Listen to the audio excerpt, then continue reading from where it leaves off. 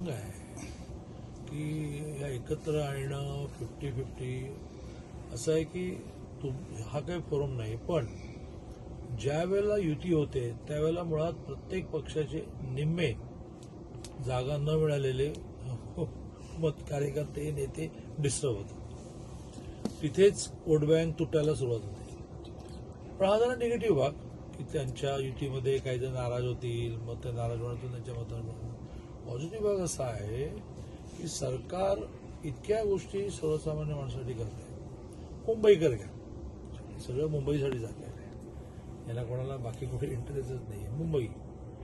मुंबईमध्ये अटल सेतू झाल्यानंतर, पुण्याहून 2.25 तासात मुंबईला पोचायला लागल्यानंतर, मेट्रोचे सगळे रूट हळूहळू पूर्ण व्हायला लागल्यानंतर, मोठ्या प्रमाणावर गरिबांची घरंही पूर्ण व्हायला लागल्यानंतर, त्याच्यानंतर 500 स्क्वेअर फीटपर्यंतच्या घरांना टॅक्स नाही, असे खूप गोष्टी आहेत. सेल्फ डेव्हलपमेंट, हे जे मुंबईचे जे विषय आहेत. हा जो कोस्टल रोड झाला, मंत्रालयातून निघायचं नाही, 15 मिनिटाला बांद्राला पोचायचं. याचं रिअलायझेशन सामान्य माणसाला आहे. आणि त्यामुळे कुणी किती एकत्र आलं, त्याची पॉलिटिकलच पाहिजे. ते दोघे एकत्र आले तर काँग्रेस बाहेर पडेल. म्हणजे गोळाबारी शेवटी तीच आहे. पण मी त्यावर जात नाही, मी विकासावर जातो. विकासामुळे मुंबईची जनता, महाराष्ट्राची जनता इतकी महायुतीबद्दल कन्व्हिन्स आहे की असे काही झालं तरी काही फरक पडणार नाही. अल्टिमेटम बाबा, जर मुंबईमध्ये त्यांना हवंय ते सगळं GR फॉर्ममध्ये आलं आहे, गव्हर्नमेंट रिझोल्युशन फॉर्ममध्ये आलं आहे, आता कसलं अल्टिमेटम मला काय कळत. कारण हैदराबाद गॅझेटियर मान्य केलं, सातारा गॅझेटियर मान्य केलं. शेवटी हा नीट समजून घेण्याचा विषय आहे की गॅझेटियरमध्ये प्रामुख्याने हैदराबादमध्ये फिगर्स आहेत आणि फिगर्समधून इंडिव्हिज्युअलला सर्टिफिकेट देता येते. ज्यांच्या इंडिव्हिज्युअल नोंदी सापडल्या तर सगळ्यांना सर्टिफिकेट मिळाले.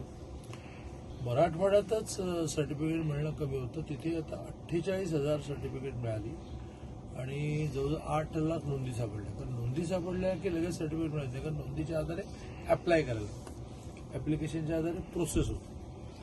48,000 certificate he multiply by 30 Naveen certificate create करते. चुलत भावाला मिळणार, चुलत बहिणीला मिळणार, ह्याला मिळणार, त्याला मिळणार, असं त्या 48,000 हे मल्टिप्लाय बाय 30 आहे आणि आणखीनही नोंदी सापडतील. आता त्याने अल्टिमेटम कसला दिला आहे मला माहित नाही, कारण ते पूर्ण समाधानी होऊनच मुंबईतून गेले. त्यात प्रायोरिटीने शेतकऱ्यांचा आहे, संपूर्ण समाजाचा आहे, व्यापाऱ्यांचा आहे, इंडस्ट्रियलिस्टचा आहे, नोकरदारांचा आहे. पण शेती जगली पाहिजे, शेती टिकली पाहिजे, शेती ही किफायतशीर, फायदेशीर झाली पाहिजे, हा आग्रह सरकारचा आहे. आणि त्यामुळे सरकार अपुरे राहिलेले प्रकल्प पूर्ण करत आहे, ड्रीपची संख्या वाढवत आहे, शेततळ्यांची संख्या वाढवत आहे, पश्चिम महाराष्ट्राचा पूर लिफ्ट करून पाईपलाईनने मराठवाड्यामध्ये आणून मराठवाडा दुष्काळ संपवत आहे. अशा खूप गोष्टी सरकार करत आहे. आता कसं आहे की निसर्ग चक्र हे आपल्या हातात नसल्यामुळे दर 2-3 वर्षांनी काहीतरी मेजर कॅलॅमिटी, मेजर काहीतरी संकट येतं. त्या संकटामध्ये मग अशी स्थिती येते की कर्ज फेडता येते आणि त्यामुळे दर 2-3 वर्षांनी हा मुद्दा येतो. प्रामुख्याने 10 वर्षांनी तर नक्की येतो की 17 साली कर्जमाफी झालेलीच आहे, मग पुन्हा 21 साली उद्धवजीने केली आहे. तर ह्या कर्जमाफीसाठी लागणारी अमाऊंट, त्याची तिजोरीची असणारी स्थिती, असे सगळे विषय सध्या सरकारच्या विचाराधीन आहेत.